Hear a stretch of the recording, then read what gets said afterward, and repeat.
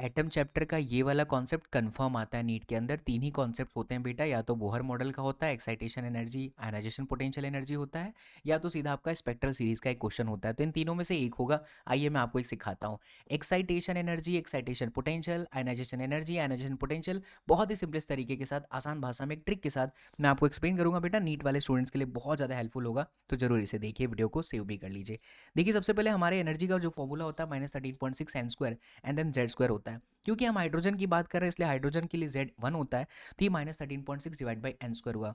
अब बारी बारी से बेटा अगर आप n बराबर 1 रखोगे तो वैल्यू -13.6 हो गई, जिसे हम कहते हैं ग्राउंड स्टेट की एनर्जी। जैसे ही तुम n बराबर 2 रखते हो, 13.6 डिवाइड बाई 4 तो ये आया -3.4। ऐसे ही 9 के डिवाइड बाई 9 करेंगे तो ये आएगा, डिवाइड बाई 4 करेंगे तो आएगा। बेटा हमें कुछ भी करके ये चार तो याद करने ही है, -13.6, -3.4, -1.51 एंड देन -0.85। अब आपसे पूछता है एक्साइटेशन बताओ, फर्स्ट एक्साइटेशन। तो जब इलेक्ट्रॉन को इतनी एनर्जी मिल जाए कि वो जंप मार के यहां से यहां पहुंच जाए, यानी n बराबर 1 से n बराबर 2 में चला जाए, तो उसे हम कहते हैं फर्स्ट एक्साइटेशन एनर्जी। और वो कितनी होती है? 10.2। कहाँ से आती है? सो बच्चों -3.4 माइनस 13.6 करने से आता है। As per Bohr's model energy का डिफरेंस ही वो एनर्जी होती है, इसके बराबर होती है। तो यहाँ से यहाँ तक जाने के लिए उसको इतना एनर्जी चाहिए होगा, इसी को हम एक्साइटेशन एनर्जी कहते हैं। बेटा अगर यहाँ से तुम ई को खा जाओ तो इसको हम बोल देंगे एक्साइटेशन पोटेंशियल। इसी तरीके से अगर n बराबर 1 से जंप मार के वो n बराबर 3 में पहुंचा तो इसे हम कहते हैं सेकेंड एक्साइटेशन पोटेंशियल। ऐसे ही बच्चों अगर n बराबर 1 से जंप मार के यहाँ आ जाए तो उसे हम कहते हैं second ionisation, second excitation potential.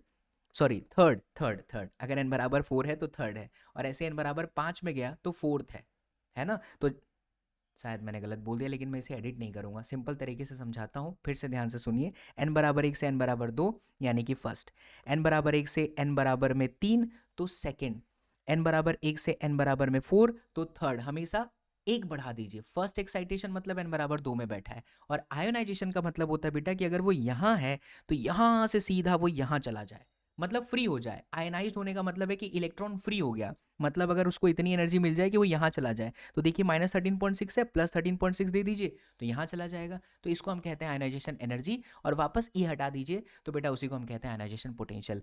मज़ा आया है बेटा? तो मुझे फॉलो जरूर कर लेना, सब्सक्राइब भी कर लेना, एंड ऐसे और भी इंटरेस्टिंग वीडियोस के लिए कमेंट सेक्शन में पीडीएफ या फिर ट्रिक लिख दीजिए, हम आपको भेज देंगे। एंड साथ ही बच्चों हमारे year long batches and crash course सब कुछ अवेलेबल है, फील के साथ पूरी फिजिक्स में आपको पढ़ने को मुझसे मिलेगा बेटा। For that you have to download my application SSP Vidyapeeth. मिलते हैं अगले वीडियो में। जय हिंद बच्चों।